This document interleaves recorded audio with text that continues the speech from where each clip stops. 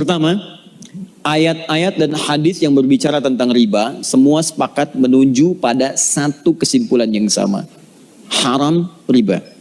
Ya, kalau bicara tentang riba jelas haram.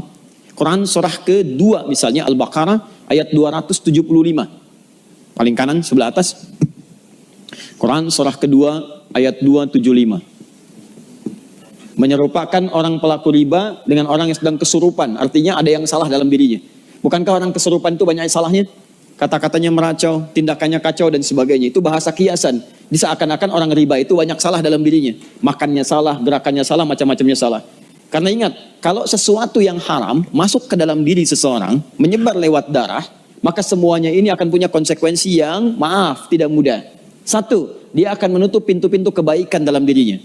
Misal, masuk ke telinga, Quran surah ke-6 ayat 25. Wa fi adhanihim waqra, di telinganya akan berbentuk sumbatan. Menyumbat. Bukan gak bisa dengar. Karena yang haram, yang jelek itu nutup, yang baik ketutup. Jelek lawannya baik. Kalau yang jelek masuk, yang baik gak akan masuk, Pak. Orang yang kata-katanya buruk, maka dia sulit mengatakan kosakata yang baik. Sama dengan orang yang terbiasa berkata yang baik, maka dia sulit menemukan kosakata yang buruk.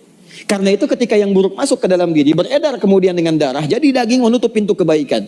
Makanya jangan heran, orang-orang yang kemudian tertutup pendengarannya untuk mendengarkan kebaikan, maaf, kalau yang jelek-jelek cepat masuk. Tapi yang baik susah. Bahkan rumahnya di sini, ini masjid, jaraknya cuma 5 meter.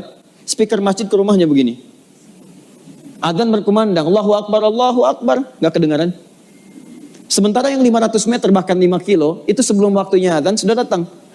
Dengan kakinya dia melangkah, ini sepeda ada, mobil ada, segalanya ada. Tinggal jalan kaki, gak tembus. As-salatu khairum minan naum, terbalik ke telinganya. An-naumu khairum minas salah. Ya, ini poinnya. Masuk ke mata jadi bahaya. Orang yang terbiasa makan yang haram, kemudian itu jadi darah, mengalir, jadi daging, menghambat ke matanya, maka di matanya ada penutup. Maka turun Quran surah kedua ayat ke-7.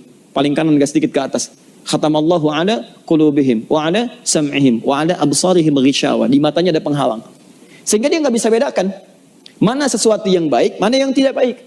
Masuk ke tangan, ini sentuhannya nggak baik.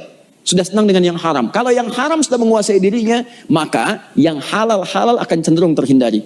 Istri yang halal sudah tidak dipandang lagi. Suami yang halal sudah tidak peka lagi. Anak yang halal sudah tidak disenangi lagi. Semua akan tergerak pada kepentingan-kepentingan yang haram. Seperti